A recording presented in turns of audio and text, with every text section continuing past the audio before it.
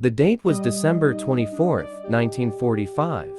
Christmas Eve. In the small, quiet town of Fayetteville, West Virginia, the Sodder family home was full of life.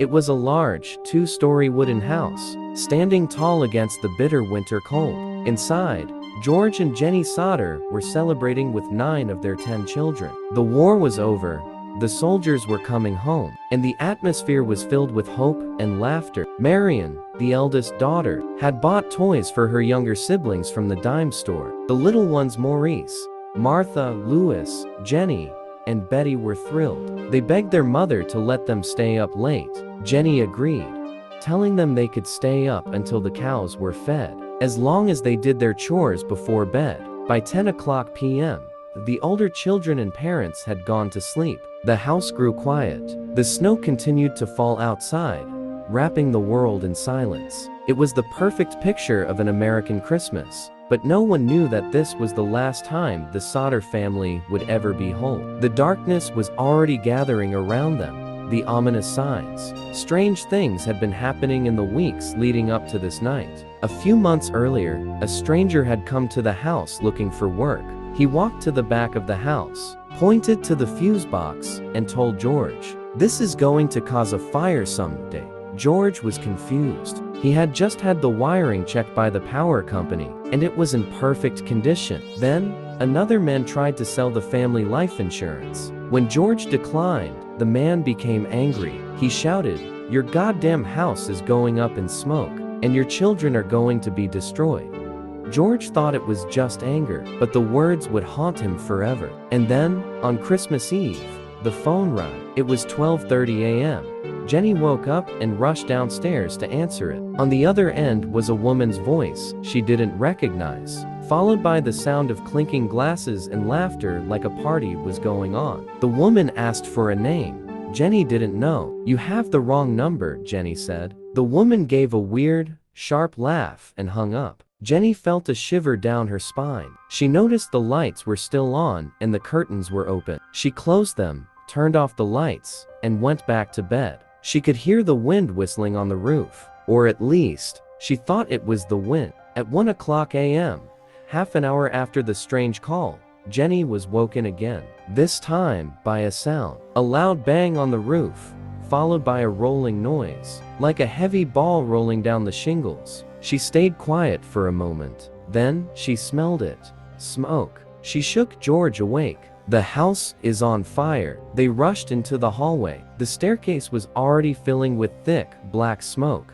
The fire wasn't coming from the stove or the fireplace, it was coming from the roof, eating the house from the top down. George and Jennie grabbed the 4 children who slept downstairs, Sylvia, Marion, John, and George Jr., and ran out into the snow. They were barefoot, shivering in the freezing night. Once outside, they did a head count. George, Jennie, and 4 kids. "Where are the others?" George screamed. "Maurice, Martha, Louis, Jennie, Betty." The 5 younger children were still in the attic bedrooms. The fire was growing faster than anything George had ever seen. He didn't panic. He acted. He ran to the side of the house to climb the wall and break the attic window. But as he tried to climb, he realized something terrifying. The tall ladder, which was always kept leaning against the side of the house, was gone. It had vanished. He didn't stop. He ran to his coal trucks parked near the barn. His plan was to drive a truck up to the window and climb on top of it.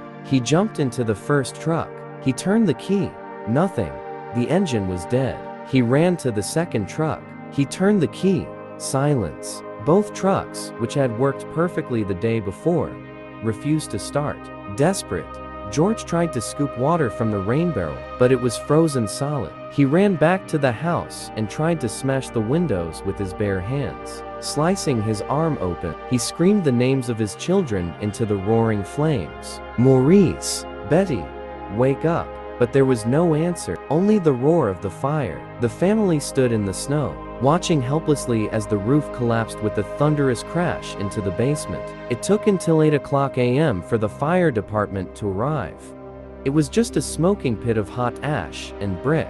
George and Jennie were devastated. They assumed their children had burned to death. They waited for the coroner to collect the bodies, so they could give them a proper burial. The firefighters and police began to sift through the debris. They expected to find skeletons, skulls, or at least fragments of bone. They searched for hours. They combed through every inch of the basement, but what they found changed everything. They found nothing. No bones, no teeth, no twisted metal from clothing, just a few kitchen appliances and roof tin. The remains of 5 human bodies were nowhere to be found. The coroner told George, the fire was too hot. It must have vaporized them. But George stood there, looking at the ash, and whispered, no. George Sodder was not a man who accepted lies easily. He began to research fire. He discovered a chilling scientific fact. House fires typically burn at around 1,500 degrees. To cremate a human body and turn bones to ash, you need a temperature of at least 2,500 degrees for over 2 hours. Even then,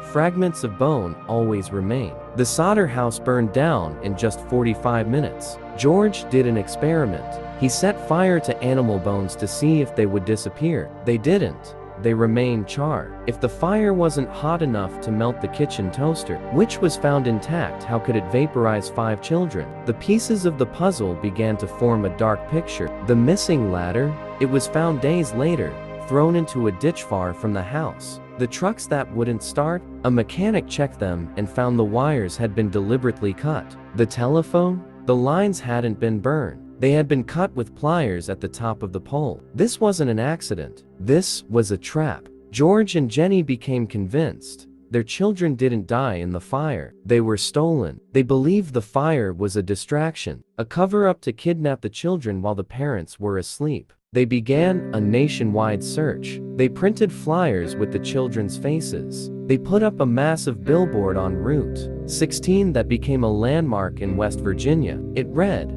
WHO knows where they are. $5,000 reward. Tips started coming in. A woman at a hotel in Charleston claimed she saw the children a week after the fire. She said they were with 2 men and 2 women of Italian descent. She tried to talk to the kids, but the men stopped her. Another witness saw them in a car watching the fire as the house burned. George hired private investigators. One detective, C.C. Tinsley, discovered that the insurance salesman who threatened George was actually a member of the coroner's jury that declared the fire an accident. Was there a conspiracy? Was the local mafia involved? George had been an outspoken critic of Mussolini in Italy. Did political enemies take his children? Years turned into decades. The Sodders spent their fortune searching. They traveled across America following leads, but every trail went cold. Jennie Sodder wore black every day for the rest of her life. She tended to the garden where the house once stood, planting flowers over the spot where her children were last seen. Then, in 1968, 23 years after the fire, a letter arrived. It had no return address. It was postmarked from Kentucky. Jennie opened it with trembling hands. Inside was a photo. It was a picture of a young man in his mid-20s. He had dark eyes and a strong jawline. The resemblance was undeniable. It looked exactly like Louis Sodder would have looked as an adult. On the back of the photo, a cryptic note was handwritten. Louis Sodder, I love brother Frankie, ill boys, a 90132. The family hired another detective to find the man in the photo. The detective took their money, left for Kentucky, and was never heard from again. He vanished, just like the children. George and Jennie hung the photo over their fireplace. It was their only hope. George Sodder died in 1969, a year after receiving the photo. Jennie died in 1989. They passed away without ever knowing what happened to their babies. The billboard stood for nearly 40 years, fading under the sun and rain, haunting everyone who drove past it. Today, the house is gone, the billboard is gone, but the mystery remains. Did 5 children burn in a fire that defied the laws of science? Or did they walk out into the cold, dark night, forced into a car, and taken to a new life, forbidden from ever contacting the parents who loved them? We may never know, but one thing is certain. The Sodder family didn't just lose a home that Christmas. They lost the truth. And somewhere, perhaps, the truth is still out there, waiting to be found.